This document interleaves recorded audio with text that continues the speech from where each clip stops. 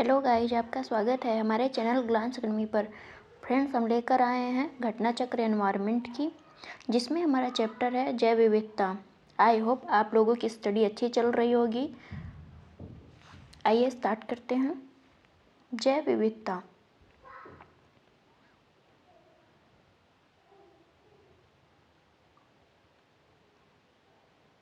किसी पर्यावरण में विभिन्न प्रजातियों की श्रेणियों की उपस्थिति को क्या कहते हैं? जैव विविधता के रूप में जाना जाता है।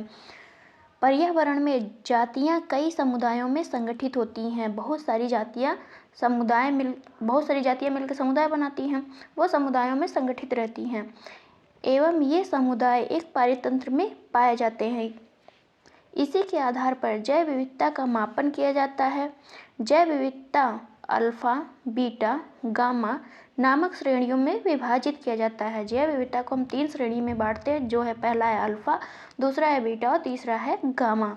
यह विभाजन 1960 में हिटेकर ने किया था। यह विभाजन किसने किया था? हिटेकर ने किया था। 3 श्रेणियों में इसको बांटने का काम हिटेकर ने किया था। जैव विविधता मापने के गणितीय सूचकांकों में से अल्फा सूचकांक स्थानीय स्तर पर किसी समुदाय आवासीय क्षेत्र में माध्य प्रजाति विविधता को दर्शाता है। स्थानीय स्तर पर कौन मापता है? तो अल्फा सूचकांक मापता है। बीटा सूचकांक स्थानीय एवं क्षेत्रीय विविधता का अनुपात होता है। बीटा सूचकांक क्या होता है? वो स्थानीय एवं क्षेत्रीय विविधता का अनुपात होता है। जबकि गामा सूचकांक किसी भूदृश्य लैंडस्केप की संपूर्ण विविधता को दर्शाता है। गामा सूचकांक बहुत बड़े एरिया को दर्शाता है। ये है फिगर, आप लोग देख लीजिएगा।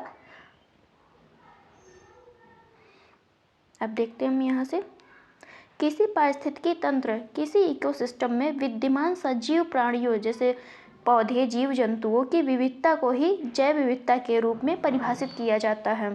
प्रारंभ में जैव विविधता शब्द को अंग्रेजी शब्द बायोलॉजिकल डाइवर्सिटी के रूप में प्रथमतः रेमंड एफ दासमैन ने वर्ष 1968 में अपनी पुस्तक अ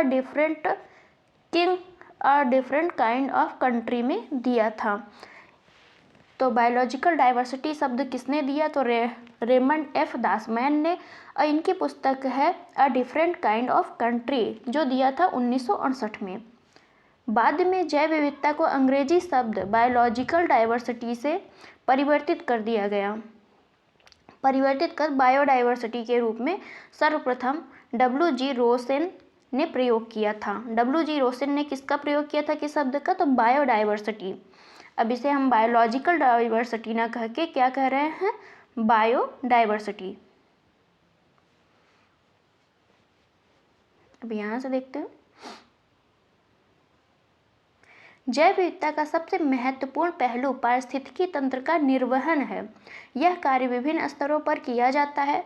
जैव विविधता विभिन्न स्तरों यथा अनुवांशिक स्तर पर, जाति के, समुदाय के व पारितंत्र के स्तर पर विभिन्न प्रकार के कार्य करके पारिस्थितिकी तंत्र का निर्वहन करती है।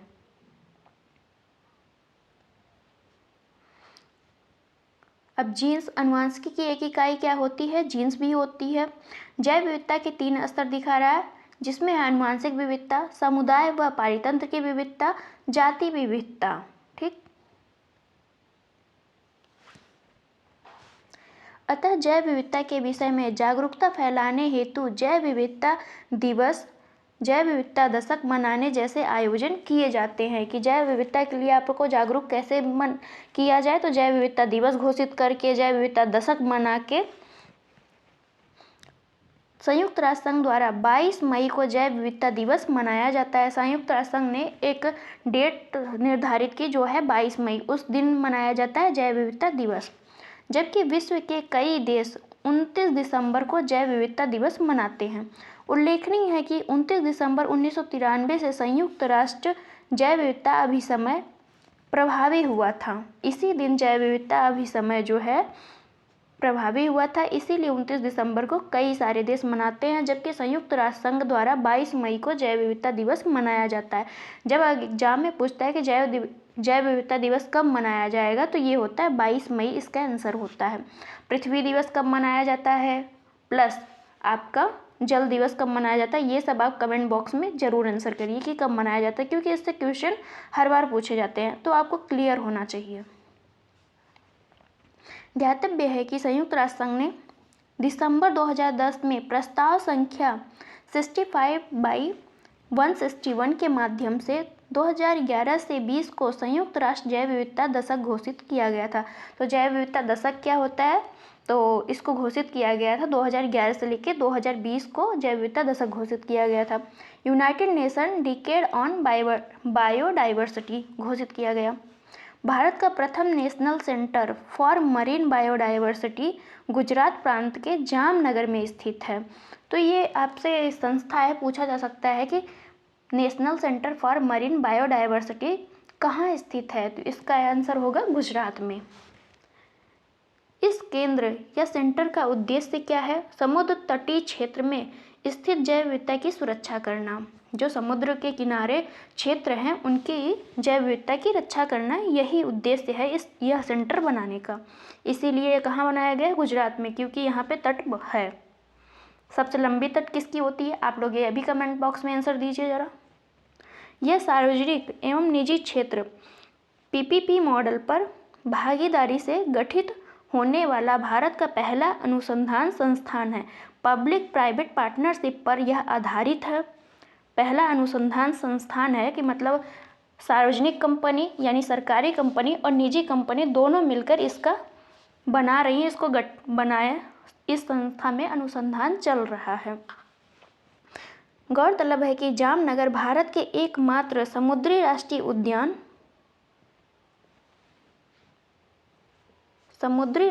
उद्यान जो कच्छ की खाड़ी में स्थित है, के निकट स्थित है। मतलब आगे देखते हैं। मरुस्थलीकरण से निपटने के लिए संयुक्त राष्ट्र अभी समय UNCCD को 12 दिवसीय 14वां कॉप या COP14 सम्मेलन नई दिल्ली में 13 सितंबर 2019 को संपन्न हुआ था। तो COP15 कहाँ आयोजित हुआ है, ये आप लोग कमेंट बॉक्स में आंसर दीजिए। सम्मेलन में सदस्य देशों ने 2030 तक भूमि क्षरण तटस्थता का लक्ष्य निर्धारित किया है। मरुस्थलीकरण से निपटने के लिए इन्होंने 2030 तक का ये रखा है एक अपना, कि हम इसको कैसे निपटेंगे और इसके बारे में हम क्या क्या संरक्षण कर सकते हैं मरुस्थलीकरण से निपटने के लिए। आइए क्वेश्चन देखते हैं। फर्स्ट क्वेश्चन है हमारा, जैव विविधता को परिभाषित किया जाता है किसी पर्यावरण में विभिन्न प्रजातियों की श्रेणी, किसी पर्यावरण में रोजाना और मौसमी परिवर्तन, एक प्रजाति की दूसरी प्रजाति से भिन्नता, भौतिक घटकों का किसी पर्यावरण पर प्रभाव। तो इसका आंसर हो जाएगा ए, किसी पर्यावरण में विभिन्न प्रजातियों की जो श्रेणी है उससे क्या बनता है, जैव विविधता मिलता है। बहुत सारे जीव जंतुओं से मिलकर जहाँ सबसे ज़्यादा जीव जंतु और जैव विविधता मिलती है उसे हम क्या कहते हैं, जैव विविधता। एक्सप्लेनेशन देखते हैं। किसी पर्यावरण में विभिन्न प्रजातियों की श्रेणियों की उपस्थिति को जैव विविधता के रूप में जाना जाता है। पर्यावरण में जातियां कई समुदायों में संगठित होती हैं। ये समुदाय एक पारितंत्र में पाए जाते हैं। इसके आधार पर जैव विविधता का मापन किया जाता है, जो 3 तरीके से किया जाता है, अल्फा, बीटा और गामा। 1960 में हिटेकर ने यह दिया था, मतलब इसकी तीनों श्रेणियों को गठित किया था। जैव विविधता मापने के गणितीय सूचकांकों में से कौन सा एक स्थानीय स्तर पर किसी समुदाय या आवासीय क्षेत्र में माध्य प्रजाति विविधता को दर्शाता है। तो इसका आंसर है ए, अल्फा सूचकांक जो है आपका गणितीय सूचकांकों में दर्शाता है कि समुदाय प्लस आवासीय क्षेत्र में माध्य प्रजाति कहाँ है, उसको कौन दर्शाता है, तो अल्फा सूचकांक दर्शाता है। डिटेल देखते हैं इसका।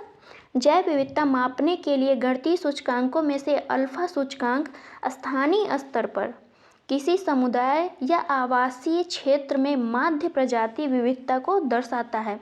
यह अवधारणा किसने दी थी, तो हिटेकर द्वारा प्रस्तुत की गई थी। बीटा सूचकांक स्थानीय एवं क्षेत्रीय विविधता का अनुपात दर्शाता है, जबकि गामा सूचकांक जो है किसी भूदृश्य या लैंडस्केप की संपूर्ण विविधता को दर्शाता है। क्वेश्चन नंबर 3 है, जैव विविधता का अर्थ है विभिन्न प्रकार के पादप एवं वनस्पति, विभिन्न प्रकार के जंतु, एक निर्धारित क्षेत्र में विभिन्न प्रकार के पादप एवं जंतु, विभिन्न प्रकार के विदेशागत पादप एवं जंतु। तो इसका आंसर है सी, एक निर्धारित क्षेत्र में विभिन्न प्रकार के पादप जीव जंतु जो पाए जाते हैं उसे हम क्या कहते हैं, जैव विविधता कहते हैं। नेक्स्ट क्वेश्चन देखते हैं।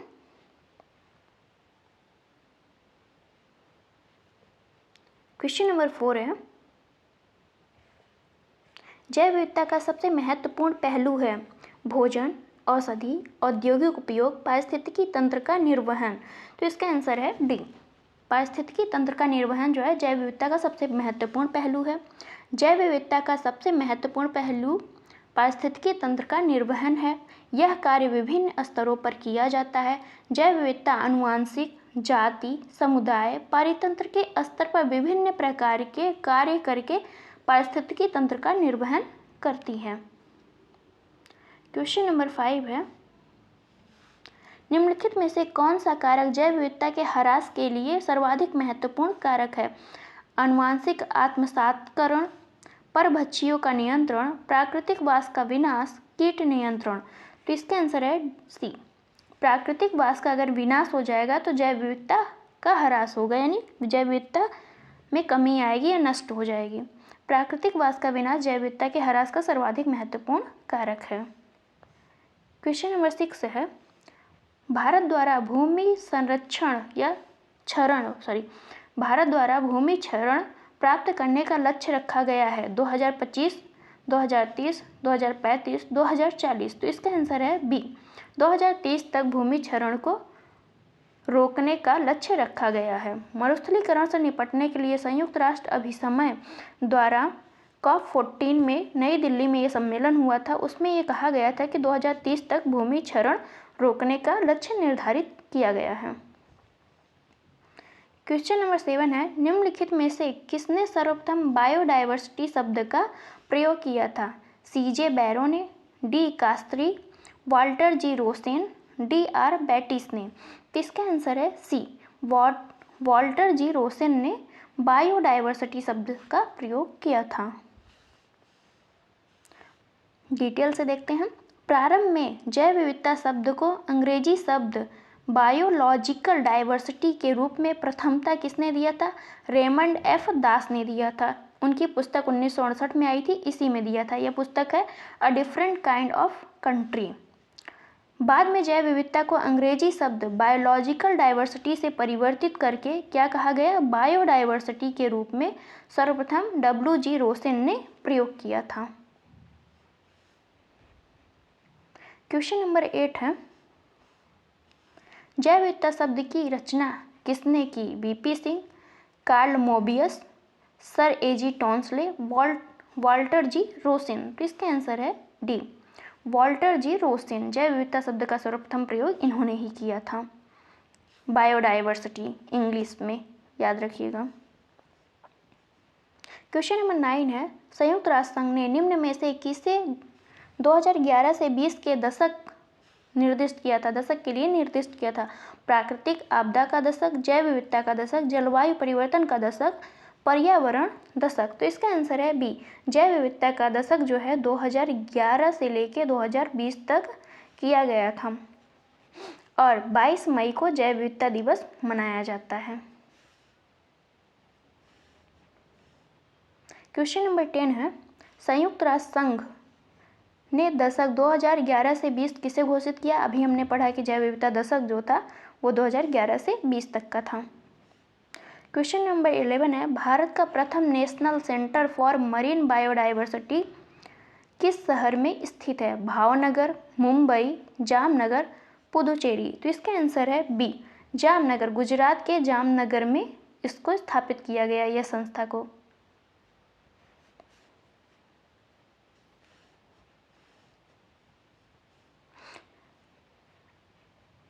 अब हमारा आ गया नेक्स्ट चैप्टर, जिसका नाम है जैव विविधता प्रवणता। देखते हैं इसको हम। जैव विविधता हर क्षेत्र में एक जैसी नहीं पाई जाती है। यह उस क्षेत्र की जलवायु, मृदा, तापमान, आर्द्रता इत्यादि जैसे अनेक कारकों पर निर्भर करती है। जैव विविधता कहीं पर कम तो कहीं पर ज़्यादा पाई जाती है। सर्वाधिक जैव विविधता उष्णकटिबंधीय वर्षा वनों में पाई जाती है। अमेजन के वर्षा वनों में सबसे ज़्यादा जैव विविधता पाई जाती है। और इंडिया में कहाँ कहाँ जैव विविधता ज़्यादा पाई जाती है, कमेंट बॉक्स में आप लोग आंसर दीजिए। तो सर्वाधिक जैव विविधता कहाँ की पाई जाती है? जो उष्णकटिबंधीय वर्षा वन है वहाँ पाई जाती है। उष्णकटिबंधीय वर्षा वन क्या होता है? 10 डिग्री नॉर्थ से लेके 10 डिग्री साउथ तक के अक्षांश में जितनी भी एरिया पड़ता है वो सब उष्णकटिबंधीय वर्षा वन में आते हैं। इस क्षेत्र का विस्तार 10 डिग्री नॉर्थ तथा 10 डिग्री साउथ के अक्षांशों के मध्य पाया जाता है। जैसे ये अक्षांश रेखा है, ये हमारी 0 डिग्री है, यहाँ पे ये 10 डिग्री नॉर्थ हो गया और ये 10 डिग्री साउथ हो गया। तो इन तीनों के बीच में जो भी पाई जा रही है वो हमारा उष्णकटिबंधीय वर्षा वन होता है। इन क्षेत्रों में पादप तथा प्राणियों के विकास तथा वृद्धि के लिए अनुकूलतम दशाएं पाई जाती हैं, क्योंकि यहाँ पर वर्ष भर उच्च वर्षा तथा तापमान रहता है। वर्षा भी उच्च रहती है और तापमान भी बहुत ज़्यादा रहता है। इसी कारण इनको अनुकूलतम बायोम यानी ऑप्टिमम बायोम भी कहा जाता है। तो ऑप्टिमम बायोम किसे कहा जाता है? जहाँ उच्च वर्षा और तापमान वर्ष भर एक जैसा रहता है, उसे कहते हैं। जैव विविधता पृथ्वी पर समान रूप से वितरित नहीं है। जैसे जैसे हम ऊपर जाएंगे, नॉर्थ में जाएंगे 10 डिग्री के ऊपर और 10 डिग्री साउथ के नीचे जाएंगे, तो जैव विविधता जो है पृथ्वी पे एक समान रूप से वितरित नहीं पाई जाएगी। जैव विविधता ध्रुवों से भूमध्य रेखा की तरफ बढ़ती है। अब यहाँ पे आप लोग इसको देख लीजिए थोड़ा सा। जैव विविधता ध्रुव ये हो गया हमारा, ये ध्रुव होते हैं नॉर्थ और साउथ, और ये हमारा 0 डिग्री है। तो भूमध्य रेखा से जैसे जैसे हम ध्रुव की तरफ जाएंगे जैव विविधता घटती जाएगी। ये सिर्फ नॉर्थ में ही नहीं, साउथ में भी जैसे जैसे हम भूमध्य रेखा से नीचे या ध्रुव की तरफ जाएंगे तो क्या होगी? जैव विविधता घटती जाएगी। यही इसका कहने का तात्पर्य है। जैव विविधता पृथ्वी पर समान रूप से वितरित नहीं है। जैव विविधता ध्रुवों से भूमध्य रेखा की तरफ बढ़ती है। अगर ध्रुव से हम चलेंगे भूमध्य रेखा की तरफ तब तो बढ़ेगी ही, अगर भूमध्य रेखा से हम ध्रुव की तरफ चलेंगे तो घट जाएगी। इसका अर्थ है कि ध्रुवों पर जैव विविधता बहुत कम और भूमध्य रेखा पर जैव विविधता अधिक होती है।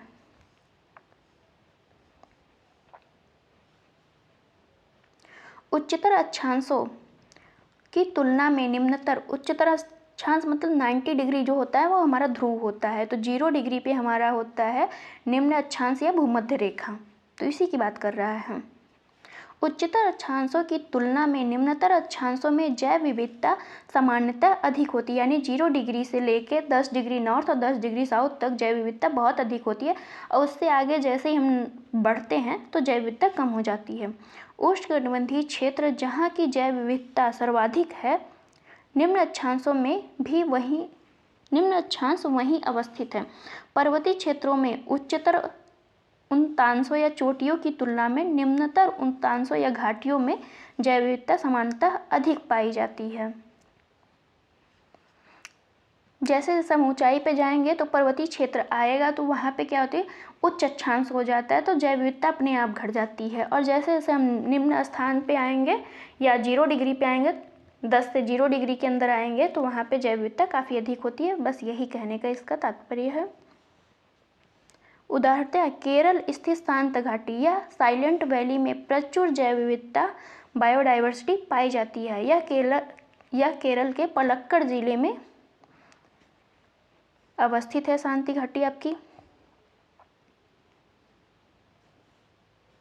इसकी अवस्थिति 11 डिग्री 3 मिनट से 11 डिग्री 13 मिनट उत्तरी अक्षांश तथा 76 डिग्री 21 मिनट से 76 डिग्री 35 मिनट पूर्वी देशांतरों के मध्य मिलती है। यह पश्चिमी घाट पर्वतों का हिस्सा है। यह पश्चिमी घाट जो है पर्वतों का हिस्सा है। वर्तमान में शांत घाटी को बायोस्फीयर रिजर्व घोषित कर दिया गया है। इस घाटी को वर्ष 1984 में नेशनल पार्क घोषित किया गया था। साइलेंट वैली परियोजना का संबंध केरल राज्य से है। यह शांत घाटी में अवस्थित है। फूलों की घाटी या वैली ऑफ फ्लावर्स उत्तराखंड के चमोली जिलों में है। चमोली जिले में है, तो पूछा जाता है फूलों की घाटी कहाँ पाई जाती है, तो उत्तराखंड के चमोली जिले में पाई जाती है। इसके अतिरिक्त हिमालय पर्वत प्रदेश भी जैव विविधता की दृष्टि से अत्यंत समृद्ध है। अतः हिमालय भी जो है, उत्तर पूर्वी हिमालय भी जैव विविधता वहाँ पे काफ़ी पाई जाती है। जैसे आपका पूर्वोत्तर वाला जो क्षेत्र है हिमालय का, उसमें काफ़ी जैव विविधता पाई जाती है, बहुत अधिक मात्रा में।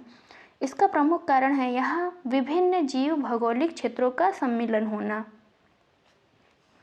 क्वेश्चन नंबर देखते हैं। फर्स्ट है हमारा, सर्वाधिक जैव विविधता कहाँ पाई जाती है? उष्णकटिबंधीय वर्षा वनों में, शीतोष्णकटिबंधीय वनों में, शंकुधारी वनों में, उत्तर ध्रुवी वनों में। तो इसका आंसर है उष्णकटिबंधीय वर्षा वनों में, क्योंकि यहाँ जो है नॉर्थ 10 डिग्री नॉर्थ से लेके 10 डिग्री साउथ तक जितने क्षेत्र आते हैं वहाँ पे का उच्च वर्षा और उच्च तापमान होता है। इस वजह से यहाँ जैव विविधता सर्वाधिक होती है।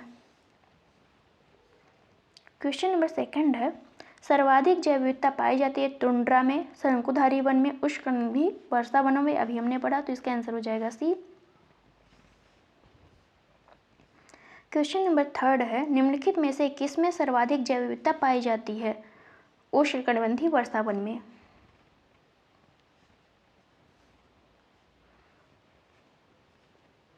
क्वेश्चन नंबर 4 है, प्राणियों और पादपों की जातियों में अधिकतम विविधता मिलती है?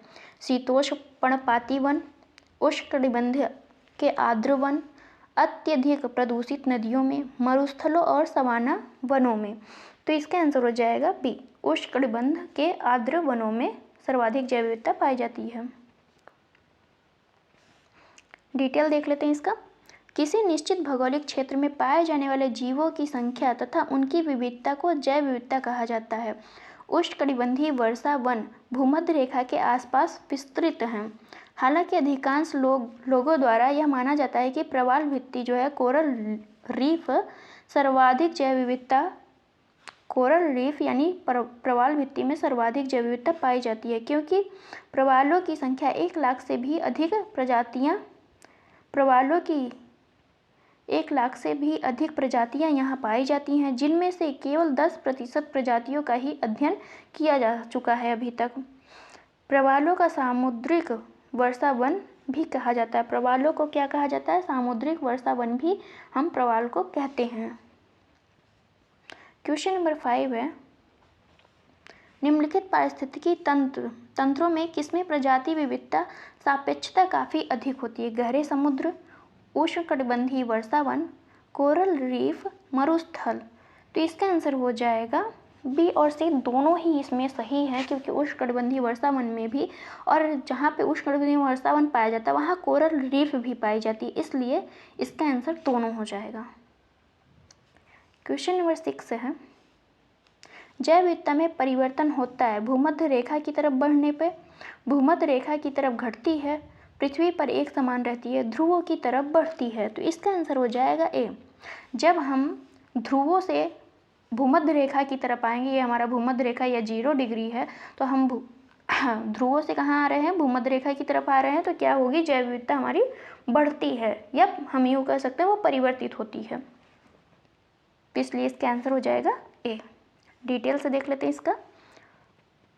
जैव विविधता भूमध्य रेखा की तरफ बढ़ती है। जैव विविधता पृथ्वी पर समान रूप से वितरित नहीं है। सर्वाधिक जैव विविधता उष्णकटिबंधीय क्षेत्रों में और निम्न जैव विविधता ध्रुवों में पाई जाती हैं। इसका कारण यह है कि उष्णकटिबंधीय क्षेत्रों में गर्म जलवायु, अधिक वर्षा एवं पादप तथा प्राणियों के विकास तथा वृद्धि के लिए अनुकूलतम दशाएं पाई जाती हैं। इसके विपरीत ध्रुवों में उष्णकटिबंधीय क्षेत्रों की तरह यह दशाएं नहीं मिलती हैं, क्योंकि वहाँ बहुत ज़्यादा ठंडी होती है प्लस बर्फ़ जमी रहती है, तो बहुत सारे जीवों के विकास के लिए वह स्थान ठीक नहीं होता है या अनुकूलित नहीं होता उनकी।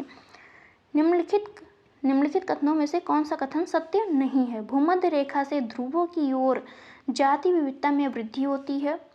उष्णकटिबंध शीतोष्ण क्षेत्रों की अपेक्षा अधिक जातियों को आश्रय देते हैं?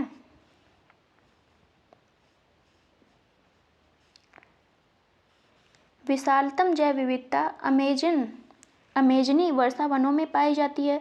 जाति विविधता शीतोष्ण क्षेत्रों से ध्रुवों की ओर घटती जाती है। तो इसका आंसर है ए। क्वेश्चन नंबर 7 है। 7 क्या कर रहा है, कौन सा सही नहीं है?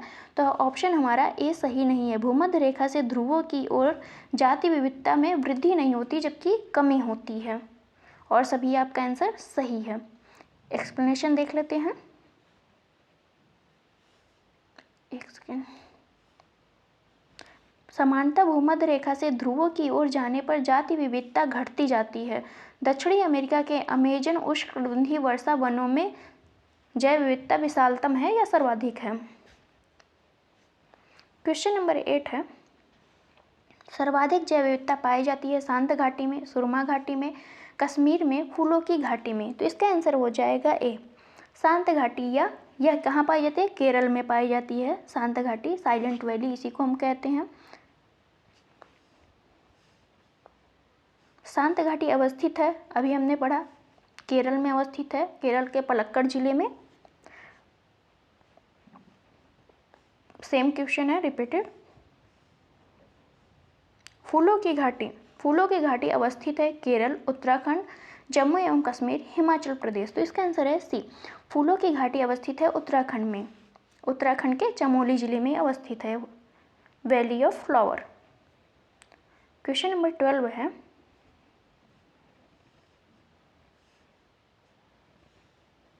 हिमालय पर्वत प्रदेश जाति विविधता की दृष्टि से अत्यंत समृद्ध है। इस समृद्धि के लिए निम्नलिखित में से कौन सा कारण सबसे उपयुक्त है? यहाँ अधिक वर्षा होती है जो प्रचुर वनस्पति वृद्धि को बढ़ावा देती है। यह विभिन्न जीव भौगोलिक क्षेत्रों का संगम है। इस क्षेत्र में विदेशज तथा अतिक्रामक जातियाँ प्रवेश नहीं कराई गई हैं। यहाँ मनुष्यों का कम हस्तक्षेप होता है। तो इसका आंसर है बी। यह विभिन्न जीव भौगोलिक क्षेत्रों का संगम है। बहुत सारे जैव विविधता का यह क्या होता है? संगम या मिलन स्थल होता है। जहाँ पे ज़्यादा चीज़ें आके मिलती है वहीं पे जैव विविधता सबसे ज़्यादा होती है। जैसे हिमालय पर्वत प्रदेश जैव विविधता की दृष्टि से अत्यंत समृद्ध है। इसका प्रमुख कारण है यहाँ विभिन्न जीव भौगोलिक क्षेत्रों का सम्मिलन या मिश्रण। क्वेश्चन नंबर 13 है। निम्नलिखित कथनों पर विचार कीजिए। उच्चतर अक्षांशों की तुलना में निम्नतर अक्षांशों में जैव विविधता समानता अधिक होती है। तो ये मान लीजिए उच्चतर हम 90 डिग्री ध्रुव को मान रहे हैं और निम्नतर अक्षांश हम 0 डिग्री को मान रहे हैं या भूमध्य रेखा को मान रहे हैं। तो वाकई में यहाँ पे निम्नतर अक्षांश या 0 डिग्री पे जैव विविधता बहुत अधिक होती है। तो ये एक आंसर हमारा सही है। फर्स्ट ऑप्शन हमारा सही है। पर्वतीय प्रवणताओं या ग्रेडियंट्स में उच्चतर उन्तांशों की तुलना में निम्नतर उन्तांशों में जैव विविधता समानता अधिक होती है। तो इसका आंसर है सी। दोनों ही कथन सही है, दोनों एक ही बात कह रही हैं, बस इसका कहने का जो तरीका है, लैंग्वेज बस चेंज है, बाकी बात दोनों एक ही कर रही हैं कि जैसे जैसे हम ऊपर जाएंगे, मतलब ध्रुवों से हम 90 डिग्री की तरफ जाएंगे, जैव विविधता हमारी घटती जाएगी, और जैसे जैसे हम समतल मैदान से पर्वतीय प्रदेशों में जाएंगे तो वहाँ पे क्या होगा? जैव विविधता हमारी घटती जाएगी। तो बात वही कह रहा है, इसलिए इसका आंसर हो जाएगा सी। नेक्स्ट चैप्टर हमारा आएगा जैव विविधता हॉट स्पॉट। इसको हम पढ़ते हैं नेक्स्ट वीडियो में। फ्रेंड्स, कैसी लगी आपको वीडियो? आप लोग लाइक, कमेंट एंड शेयर ज़रूर करिए।